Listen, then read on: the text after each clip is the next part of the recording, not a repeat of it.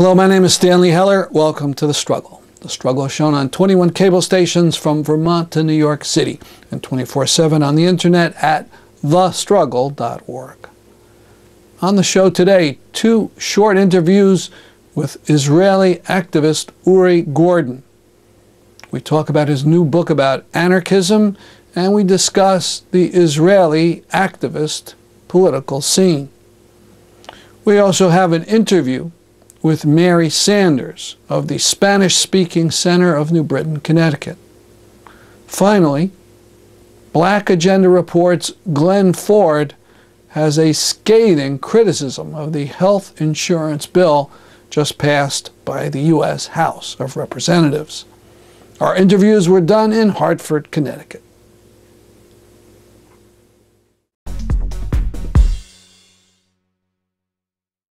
I'm speaking with Uri Gordon, an Israeli activist who's on a book tour.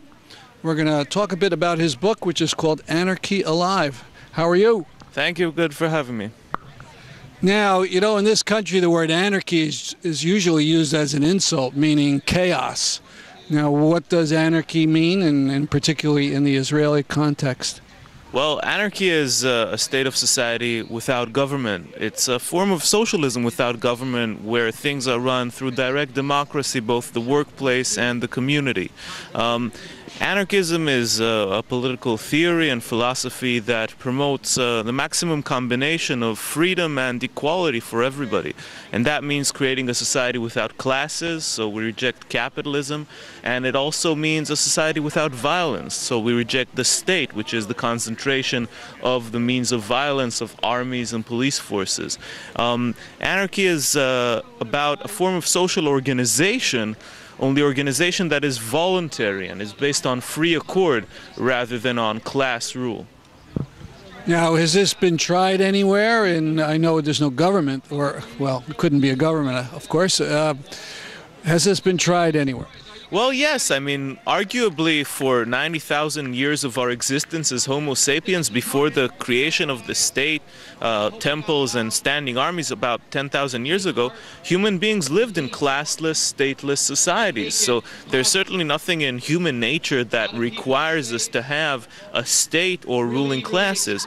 If you want to look at modern examples, there are also several of those. For example, in Israel, the early kibbutz communes, those agricultural communes founded by Jewish immigrants to Palestine in the 1910s, 1920s, were effectively anarchist societies, and sometimes explicitly so, from each according to their ability to each according to their needs.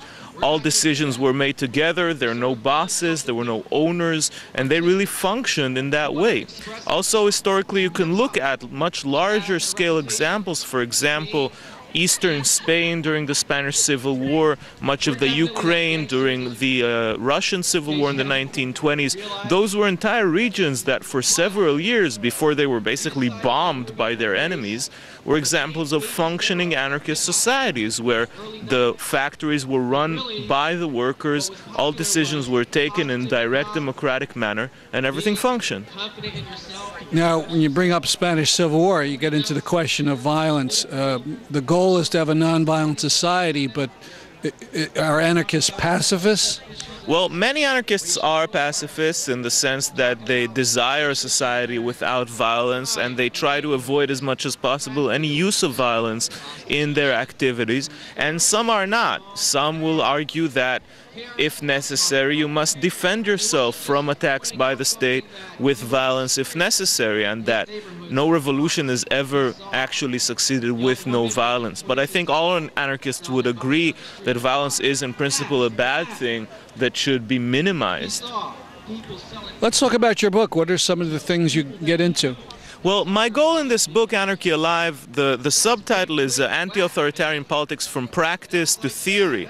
And that inversion is intended to convey my attempt to basically create a theory that is directly based on practice, a theory that draws on and directly responds to the debates and dilemmas and controversies that activists have in their everyday organizing. So I'm basically taking the conversations that I hear around me among my fellow activists and kind of take them to the written page where I can map them and more carefully examine really what are the questions that lie at the core of these debates. So what are some of the controversies? Well, for example, one of the topics I treat here at length is the issue of leadership and power in anarchist organizing. Anarchists, one of the special things about the way we do our politics is that we're not waiting for the revolution in order to change the way we live our lives. So we already try in our own organization to function in an anarchist way without leaders, with full equality.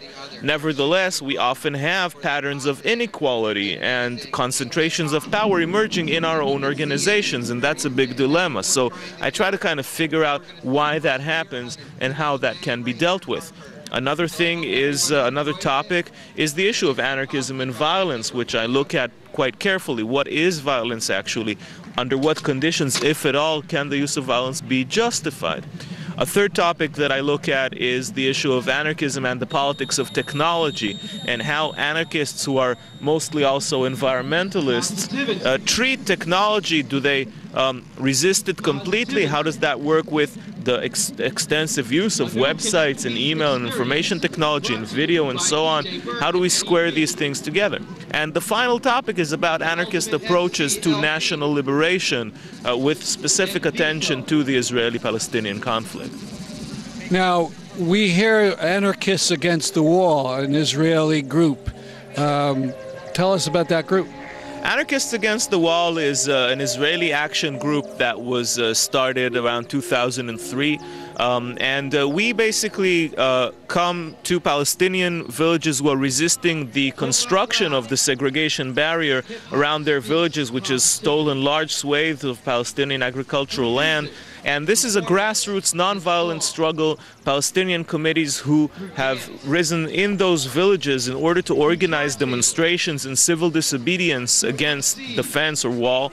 And they have invited Israelis and internationals to participate with them in that struggle, to show that we are Israelis and Palestinians who refuse to be enemies, who are out there struggling together for justice and freedom. So as Israelis, we are there to support our Palestinian companions in order to show that another Middle East is possible. And we have been doing that for 6 years already. Is there interest in anarchism as an idea in Palestinian community?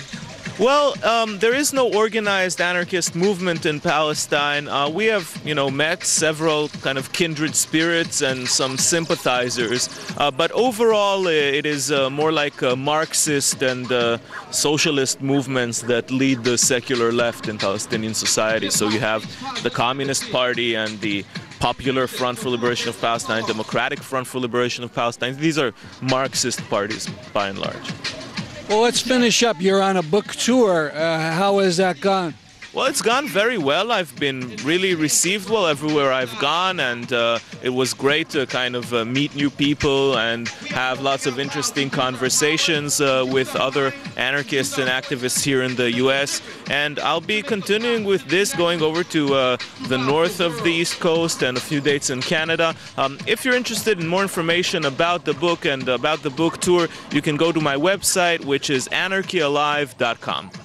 Well, thank you very much for the interview. Thank you for having me.